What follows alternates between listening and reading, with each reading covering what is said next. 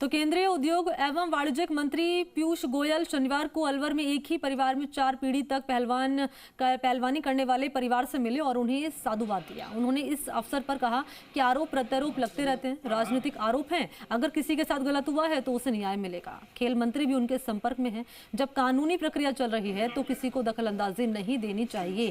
Court ने इस मामले में संज्ञान भी लिया है। उन्होंने ये बात दिल्ली में रेसलर द्वारा भारतीय कुश्ती संघ के अध्यक्ष रहे ब्रजभूषण सिंह पर लगे आरोपों के बारे में कही। उन्होंने इस मौके पर कहा कि प्रधानमंत्री नरेंद्र मोदी ने गत 9 वर्षों में भारत को पूरे विश्व में सम्मान देने का काम किया है। खेलकूद की दुनिया में एक नई पहचान मिली है। गत 9 वर्षों में कोशिश की गई है कि सम्मान मिले हमारे युवा युवतियों को जो खेलकूद में काम का जो अपने हुनर को दिखा रहे हैं, हुनर का प्रदर्शन पूरे विश्व में कर रहे हैं, उनको और अवसर मिले, अच्छी ट्रेनिंग मिले, अच्छी विदेश में जाने का मौका मिले, ट्रेनिंग के लिए हो, कंपटीशन के लिए हो। मंत्री जी ने ये बोला है जो पहलवानों के साथ हुआ है उसमें न्याय पक्का मिलेगा। हमारे प्रधानमंत्री नरेंद्र मोदी जी न्याय दिलाएंगे आपको। ये मंत्री जी का अभी वादा करके गए हमसे। दिल्ली मिलने को बुलाया आपको? दिल्ली अगर ज़रूरत पड़ी तो हमको बुलाएंगे सबको। तो नागौर के पर्वतसर से खबर है, जहां शहर की सफाई व्यवस्था काफी दिनों से चौपट है। जगह जगह नालियों में गंदगी के ढेर लगे हुए हैं, लेकिन नगरपालिका और प्रशासन का इस ओर कोई ध्यान नहीं दे रही है। शहर में पिछले दिनों कई रास्तों पर सड़क निर्माण कार्य नगरपालिका और पीडब्ल्यूडी के द्वारा करवाया गया। सड़क बन जाने से आमजन को राहत मिली है, लेकिन सड़क निर्माण के बाद डाली गई मिट्टी मोहल्लेवासी दुकानदारों के लिए मुसीबत का कारण बन चुकी है। शहर के डंकोली बाजार और नगरपालिका के सामने बनी सड़क से मिट्टी नहीं हटाई गई है। बारिश के दौरान ये मिट्टी पानी के साथ बहकर नालियों में जमा हो जाती है, जिससे पानी निकासी के लिए बनी नालियां अवरुद्ध हो जाती हैं और सड़क पर भी जगह जगह मिट्टी के ढेर लग जाते हैं।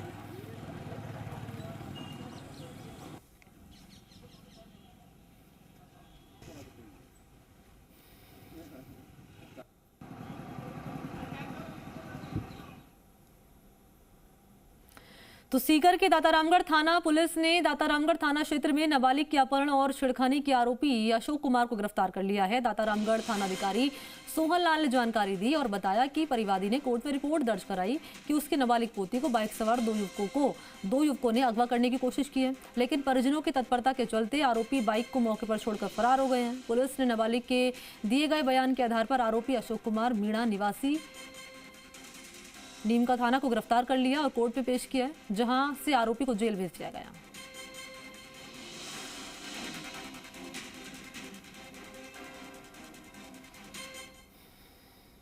चले बढ़ते हैं आगे, रुख कर लेते हैं जालोर का, जहां दिन दहाड़े मोबाइल दुकान से 70,000 की मोबाइल चोरी का मामला सामने आया है। चोरी की वारदातों से खफा व्यापारियों का गुस्सा फूटा है और सभी धरने पर बैठ गए। विधायक छगन सिंह राजपुरोहित समेत व्यापारी थाने में धरने पर बैठे। इसके बाद अतिरिक्त पुलिस अधीक्षक रामेश्वरम लाल और एसडीएम शैलेंद्र सिंह ने मौके पर पहुंचकर समझाइश की। देर रात को पुलिस और व्यापारियों के बीच सहमति बन गई। इसके बाद व्यापारियों ने धरना खत्म कर दिया। व्यापारियों ने 5 दिन में वारदात का खुलासा नहीं होने पर आंदोलन की चेतावनी दी। आपकी भावना हमने उनका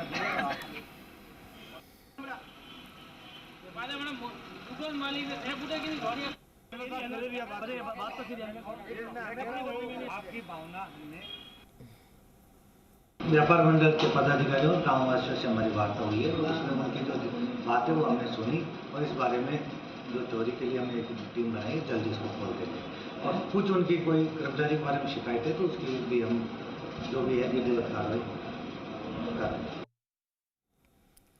प्रधानमंत्री मोदी के केंद्र सरकार में 9 साल पूरा होने पर अजमेर रेलवे स्टेशन पर स्वच्छ भारत मिशन के तहत स्वच्छता अभियान चलाया गया। इस मौके पर अजमेर सांसद भागीरथ चौधरी, विधायक अनीता बघेल, वासु देवनानी के साथ बीजेपी पदाधिकारी और कार्यकर्ता मौजूद रहे, जिन्होंने रेलवे स्टेशन के प्लेटफॉर्म और पार्किंग में झाड़ू लगाकर स्वच्छता का संदेश दिया। इस मौके पर सभी कार्यकर्ताओं ने रेलवे डीआरएम और अन्य रेलवे स्टाफ की मौजूदगी में अपने शहर और गाँव को स्वच्छ रखने और स्वच्छता अभियान में अपनी भागीदारी निभाने की शपथ दिलाई। इस मौके पर सभी पदाधिकारियों ने प्रधानमंत्री नरेंद्र मोदी के 9 साल के कार्यकाल की उपलब्धियां भी गिनाई।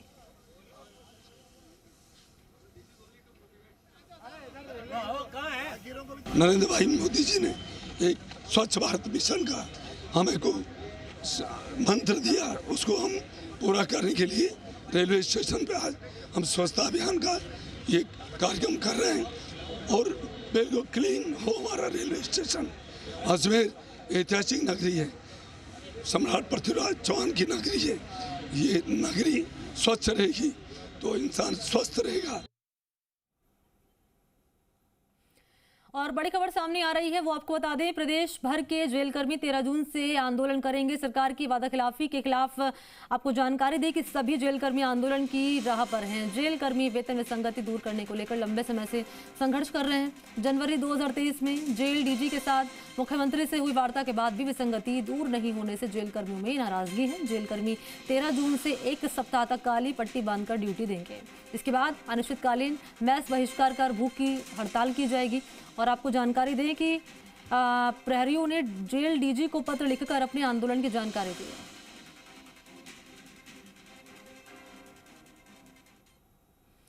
खबर है अलवर से, जहां सरिस्का बाग अभ्यारण्य के उदयनाथ क्षेत्र में वन विभाग के कर्मचारियों ने 2 शातिर शिकारियों को धर दबोचा है। इनके कब्जे से मोटरसाइकिल, बंदूक, टॉर्च, बंदूक के छर्रे, बारूद बरामद हुआ है।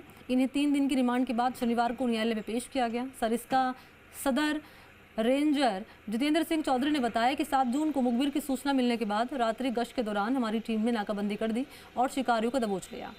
सरिस्का के सदर रेंजर जितेंद्र सिंह ने बताया कि स्टाफ के 4 साथी कान सिंह, दारा सिंह और राजेंद्र व एक होमगार्ड के जवान को, जिन्होंने अपनी बहादुर दिलेरी से शिकारियों को पकड़ा है, उन्हें सरकार सम्मानित करे और गैलेंट्री प्रमोशन दे। साथ ही ये भी कह रहे हैं कि सुरक्षा की दृष्टि से वन कर्मियों के पास केवल लाठी डंडे होते हैं और इसी के भरोसे शिकारियों से जंगल की सुरक्षा करते हैं।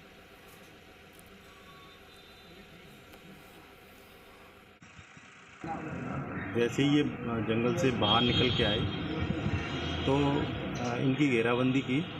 घेराबंदी दौरान जो गिरिराज मीणा है, शिकारी जो गिरिराज मीणा है, उसने मेरे स्टाफ जो कान सिंह है उनके ऊपर बंदूक तान दी और ये भागने लगे। मेरे स्टाफ ने अपनी जान की बाजी लगाते हुए इनको दर दबोचा वहाँ पे मौके पे ही। और खबर है सीकर के अजीतगढ़ से, जहां 2 दिन पहले बिजली निगम की विजिलेंस टीम पर फायरिंग कर विजिलेंस टीम के कर्मचारी गजेंद्र सिंह मीणा को घायल कर देने के मामले में काम में लिया गया हथियार और कारतूस पुलिस ने बरामद कर लिया है। साथ ही आरोपी बीएसएफ के जवान सुरेंद्र गुर्जर की लोडेड लाइसेंस शुदा रिवॉल्वर, 9 जिंदा कारतूस, 3 खाली केस जब्त हुए हैं। साथ ही चौथे फरार आरोपी विक्रम गुर्जर उर्फ फौजी को भी पुलिस ने गिरफ्तार कर लिया है।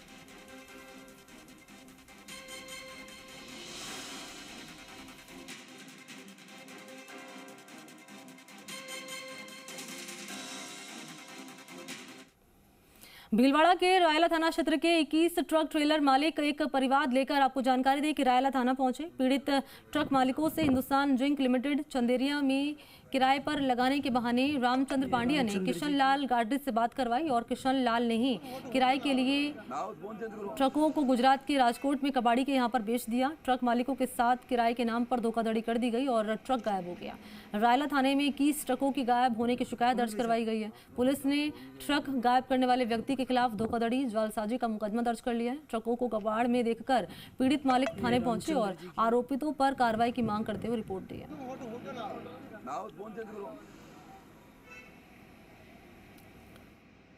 मेरी गाड़ी डायरेक्ट गुजरात ले गया, मेरा फास्टैग भी बंद कर दिया उसने। गुजरात ले गया तो हमको दूसरे मित्रों के हिसाब से पता चला कि तुम्हारी गाड़ी कटिंग में चली गई है। तो हमारे मित्रों ने उनका पीछा किया।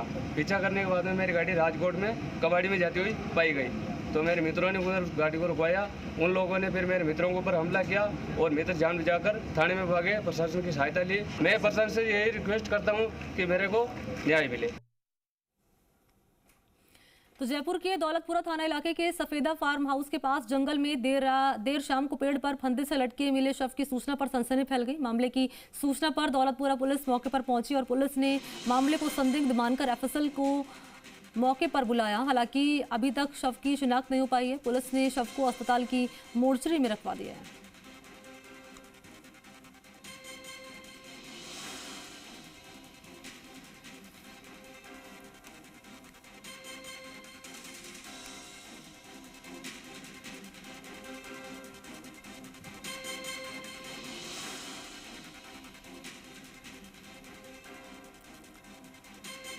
तो शव मिलने से इलाके में सनसनी फैल गई और उसके बाद एफएसएल की टीम मौके पर पहुंची।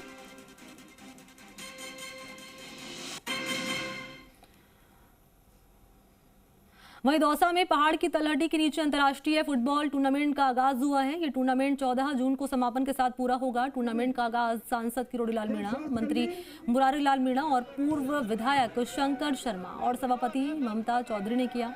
टूर्नामेंट मैच मुंबई और पंजाब के बीच खेला गया। टूर्नामेंट में नेपाल, भूटान समेत कुल 9 नामचीन टीमें भाग ले रही हैं। टूर्नामेंट का आयोजन जय भवानी स्पोर्ट्स क्लब द्वारा किया जा रहा है।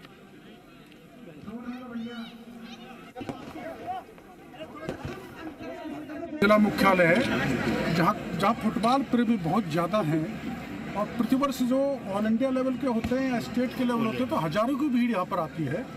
और एक खुशी की बात है, डे नाइट अंतर्राष्ट्रीय फुटबॉल यहाँ पर होगी।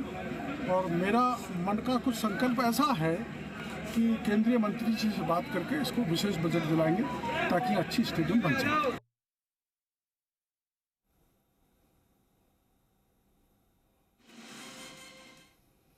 खबर है भारत से, जहां कांग्रेस नगर अध्यक्ष गौरव शर्मा की गोली मारकर हत्या कर दी गई। हत्या और बढ़ती आपराधिक घटनाओं को लेकर रामजन में आक्रोश बना हुआ है। इसको लेकर खान और गोपालन मंत्री प्रमोद जनबाया ने जिले के सभी पुलिस अधिकारियों के साथ बैठक की। मंत्री ने क्राइम कंट्रोल को लेकर प्रभावी कार्रवाई के निर्देश भी दिए। असामाजिक तत्वों के खिलाफ प्रभावी कार्रवाई के लिए जिले में विशेष अभियान चलाए जाने के आदेश दिए गए हैं। साथ ही सांप्रदायिक सौहार्द बनाए रखने की भी अपील की है।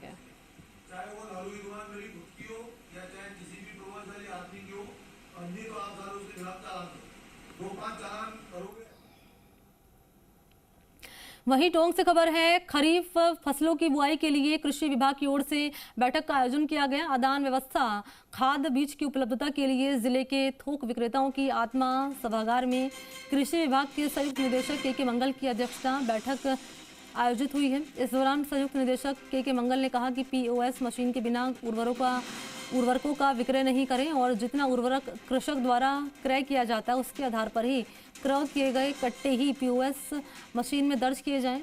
खरीफ फसलों की बुआई का काम शुरू होने के साथ ही आदानों की गुणवत्ता सुनिश्चित करने के लिए सघन गुण नियंत्रण अभियान 5 जून से 7 जुलाई तक 2023 तक चलाया जा रहा है। इसके तहत जिले के उर्वरक, बीज और कीटनाशी विक्रेताओं के संस्थानों का निरीक्षण किया जाएगा और निरीक्षकों द्वारा गुणवत्ता परख के लिए नमूने लेकर सक्षम प्रयोगशालाओं में जांच के लिए भेजा जाएगा। जांच में अमानक पाए जाने पर कार्रवाई की जाएगी।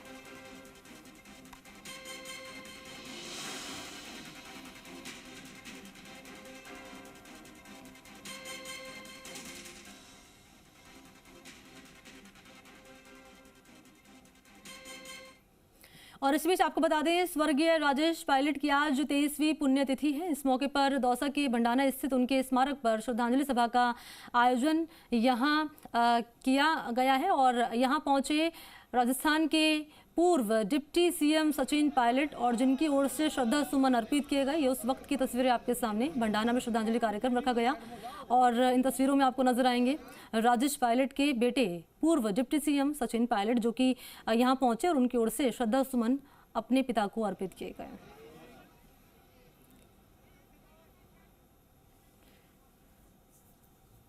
उनका साफ तौर पर कहना जी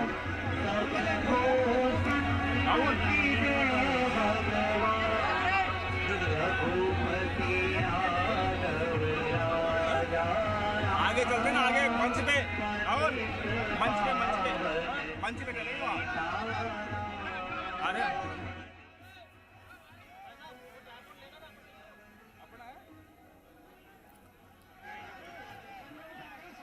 तो दौसा से ये तस्वीरें आपको दिखा रहे हैं हम, ये लाइव तस्वीरें हैं। दौसा से लाइव तस्वीर आपके सामने। स्मारक पर श्रद्धांजलि सभा का आयोजन, जहां पर मौजूद हैं सचिन पायलट। पिता को श्रद्धा सुमन उनकी ओर से अर्पित किए गए हैं। तो स्वर्गीय राजेश पायलट की आज पुण्यतिथि है और भंडाना में श्रद्धांजलि कार्यक्रम का आयोजन किया गया, जहां पर मौजूद हैं सचिन पायलट।